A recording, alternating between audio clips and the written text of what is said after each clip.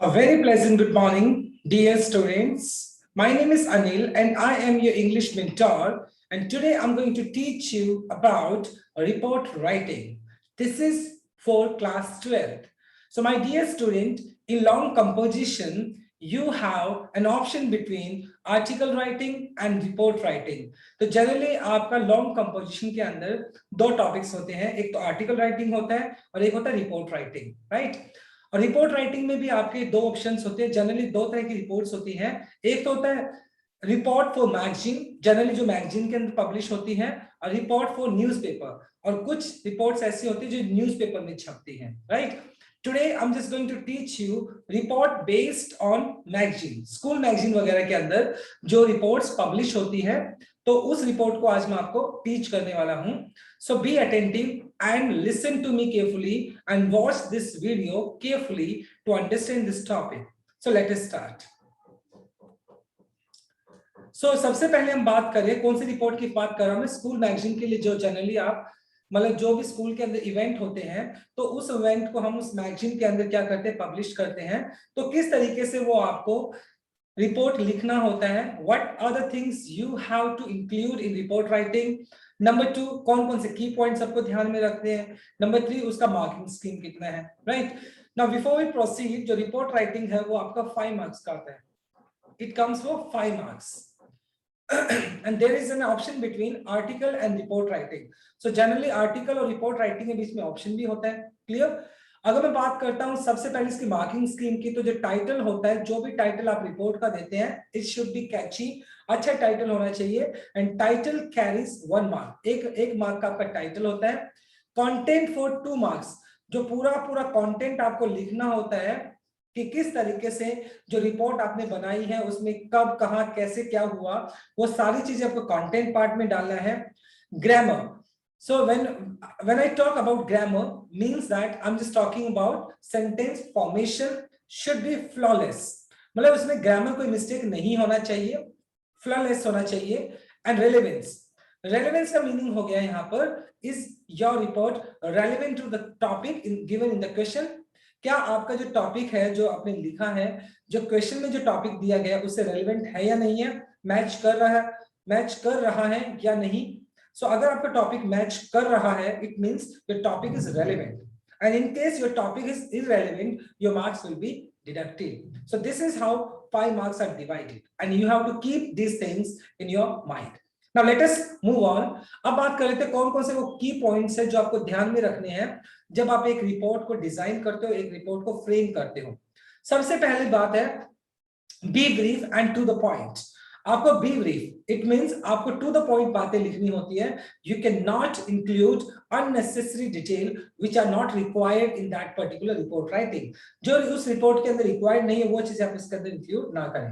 Number 2, अगर मैं बात करता हूं report and event in order to which things happen. देखो मतलब एक प्रॉपर ऑर्डर के अंदर आपको क्या करना होगा, जो चीजें घटित हुई हैं प्रॉपर ऑर्डर के अंदर, एक सीक्वेंस के अंदर आपको क्या करना है, उसको एक्सप्लेन करना है। जिस ऑर्डर में वो चीजें घटित हुई, सबसे पहले ये हुआ फिर ये हुआ, it means in a proper sequence, in a proper order we have to explain that particular report. Then always write in past. So my dear student, report is written for an event which has already happened. Generally जो आपका report लिखा जाता है एक ऐसे incidents के लिए लिखा जाता है जो ऑलरेडी हो चुका है। तो इट मींस आपका जो सेंटेंस फॉर्मेशन होना चाहिए वो भी पास्ट में होना चाहिए। You have to make sure कि आपका जो सेंटेंस फॉर्मेशन रहे वो पास्ट में रहे। Use passive sentence as much as possible. देखिए जनरली तो अगर बात करता हूं, if you ask me, I would suggest you please write your report in passive structure. Passive में लिखना चाहिए। देखो पैसिव और एक्टिव में फर्क क्या होता है, I will write a sentence for you. जैसे अगर मैं बोलता हूं, एक सेंटेंस मैंने लिखा, Oxford public school organised an inter house debate competition. देखिए ये जो मैंने स्ट्रक्चर यूज किया है ये आपका पैसिव स्ट्रक्चर नहीं बल्कि ये तो एक्टिव स्ट्रक्चर है। एक्टिव स्ट्रक्चर में क्या होता है, subject plus V2 plus object, ये सिंपल स्ट्रक्चर आप फॉलो करते हैं। लेकिन जनरली रिपोर्ट के अंदर पैसिव स्ट्रक्चर को ज्यादा प्रेफर किया जाता है। If you know how to write passive structure you should follow it. अब इसी सेंटेंस को मैं पैसिव स्ट्रक्चर में यूज करता तो मैं क्या करता, देखो इस तरह से लिखता, an inter house debate competition was organized by OPS, right? So this is how you have to write in passive structure. So I would suggest to you, if you write in passive structure, that would be more good for you and it will help you to get good marks. But अगर आपको passive structure में थोड़ा problem आता है तो आप simple structure follow करें, subject plus V2 plus object को भी आप फॉलो कर सकते हैं। Clear, right? सो ये चीज आपको ध्यान में रखनी पड़ेगी। पैसिव स्ट्रक्चर होगा आपका, और उसके बाद देखिए आप adhere to the word limit given in the question. Generally आपका जो वर्ड लिमिट दिया जाता है 150 to 200 वर्ड्स के बीच में दिया जाता है, so you have to write that word limit, otherwise आपके मार्क्स कटेंगे अगर आपका वर्ड लिमिट ज्यादा हुआ और कम हुआ तो, राइट?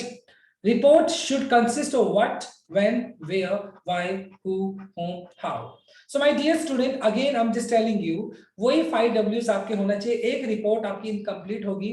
What का मतलब होगा इवेंट नेम, कौन सा इवेंट है, when कब हुआ, date time, okay, day, where, venue आपको बताना पड़ेगा, why किस पर्पस से किया गया, who किन के लिए किया गया, whom किसको इनवाइट किया गया, हु के लिए, हाउ प्रोसीजर आपको बताना पड़ेगा पूरा का पूरा किस तरीके से जो आपका इवेंट था वो घटित हुआ, तो वो सारी चीजें आपको हाउ के अंदर बतानी पड़ेगी।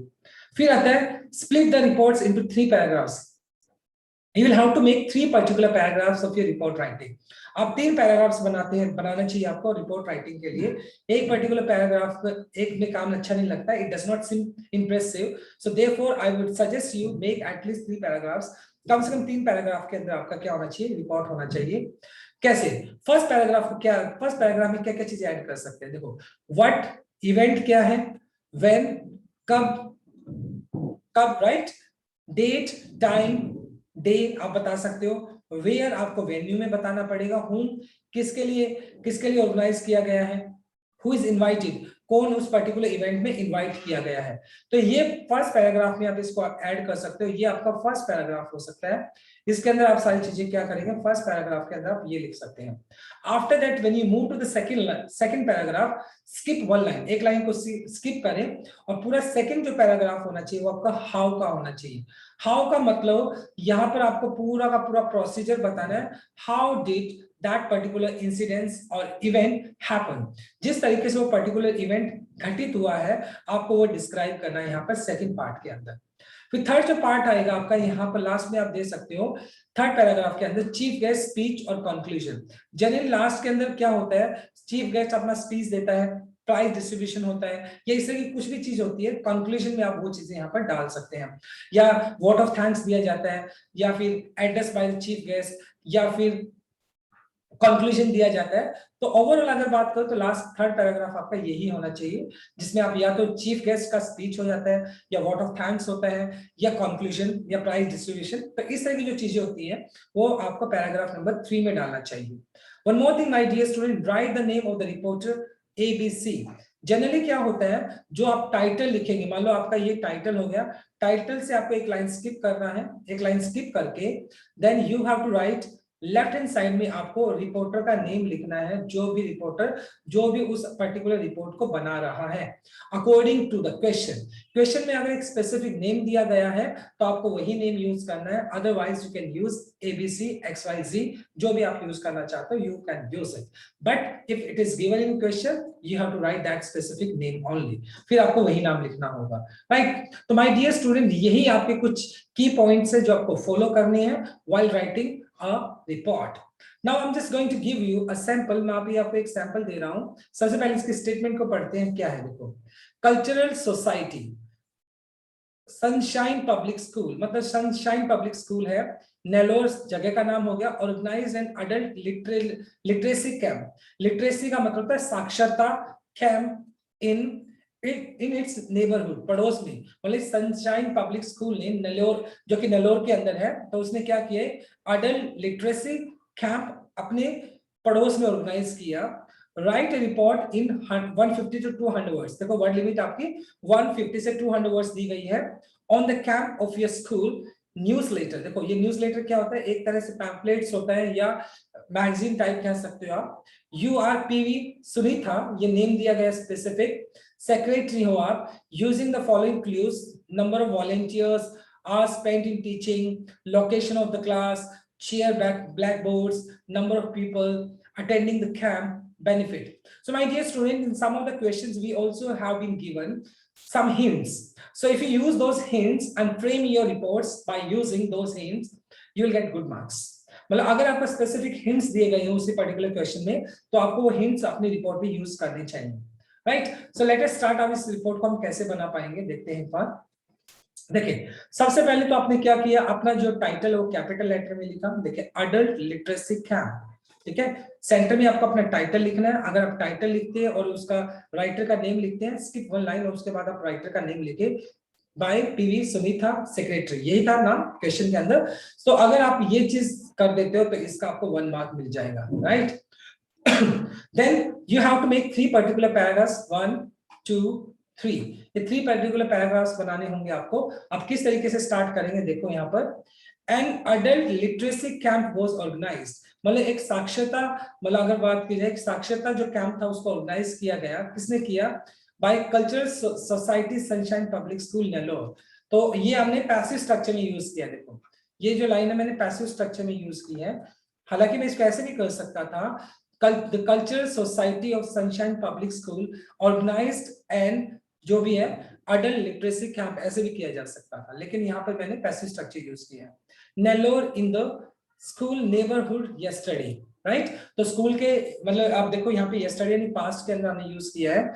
Extending educational options to those adults, यानी एक्सटेंडेड का मतलब यहाँ पे ऑफर करने के सेंस में है, उन सभी अडल्ट्स को ऑफर किए गए educational option who have lost the opportunity and have crossed the age of formal education। मतलब या तो उनको अपॉर्चुनिटी नहीं मिली या उनकी एज हो गई जिससे उनको फॉर्मल एजुकेशन नहीं मिली, तो उन लोगों को जो कल्चरल सोसाइटी ऑफ किसकी है, सनशाइन पब्लिक स्कूल की है, वो उनको अपॉर्चुनिटी दे रही है कुछ सीखने के लिए। The activities of camp were carried out by the cultural society, और किसने इसको एक्टिविटीज को ऑर्गेनाइज किया? और स्कूल की जो कल्चरल सोसाइटी उसने इसको ऑर्गेनाइज किया। And they were total 25 volunteers, right? और कितने वॉलंटियर्स थे वहां पे? 25 के करीब जो वॉलंटियर्स उस पर्टिकुलर कैंप के अंदर थे। द कैंप, यहाँ पे देखो फिर यहाँ पर आपका हाउ आपने यूज कर दिया, किस तरीके से आपका जो प्रोसीजर स्टार्ट हुआ वो सारा आपको यहाँ पर लिखना पड़ेगा। अगर बात करता हूं मैं, द कैंप स्टार्ट हुआ, welcome speech for the chief guest. सबसे पहले मिसेस कविता नायक है, वहां के वो चीफ गेस्ट थे, उनका वेलकम स्पीच किया गया। रिनोड का मतलब था फेमस, सोशल वर्कर, एक बहुत ही सोशल वर्कर है, फेमस वो।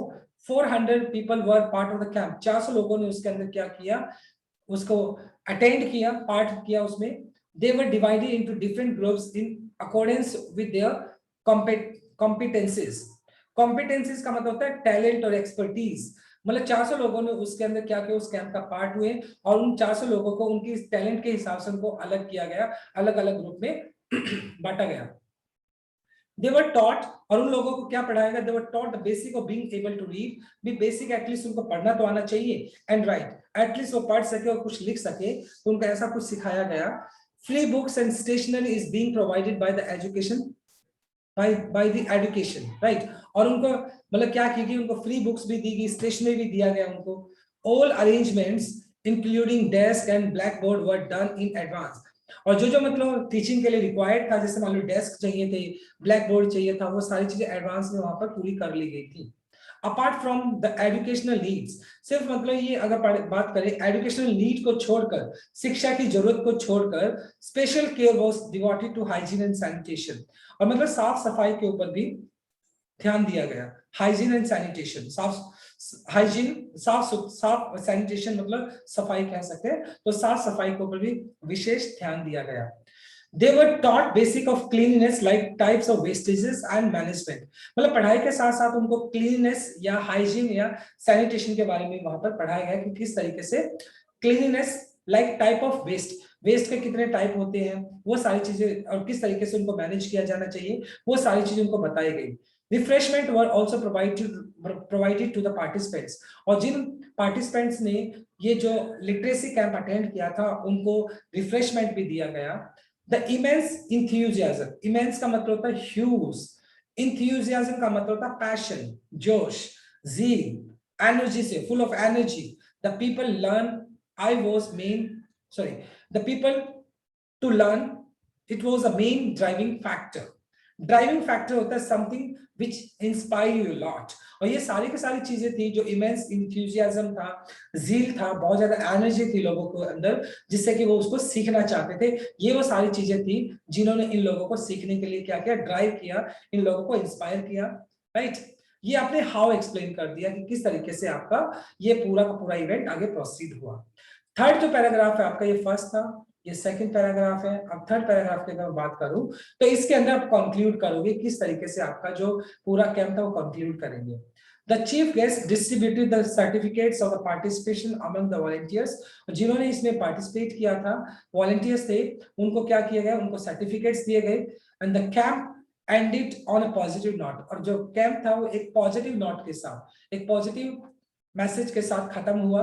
And there was an atmosphere of learning and growing together. और चारों तरफ क्या था, सिर्फ एक ऐसा वातावरण था, एटमॉस्फेयर था जहां पे सिर्फ लर्निंग थी, सीखना था, और ग्रोइंग टुगेदर, एक दूसरे को, मतलब ग्रोइंग मतलब बढ़ना था, एक दूसरे के साथ चलकर हमें बढ़ना था, एक ऐसा माहौल था। So my dear student, if you look at this particular report, so we have divided this report into 3 parts। और वही what, when, where, इन चीजों को हमें क्या करना होता है।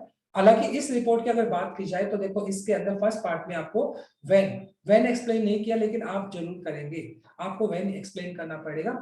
what क्या था, अडल्ट लिटरेसी कैंप यूज करेंगे। when आपको टाइम, डेट, डे, आपको ये एक्सप्लेन करना पड़ेगा।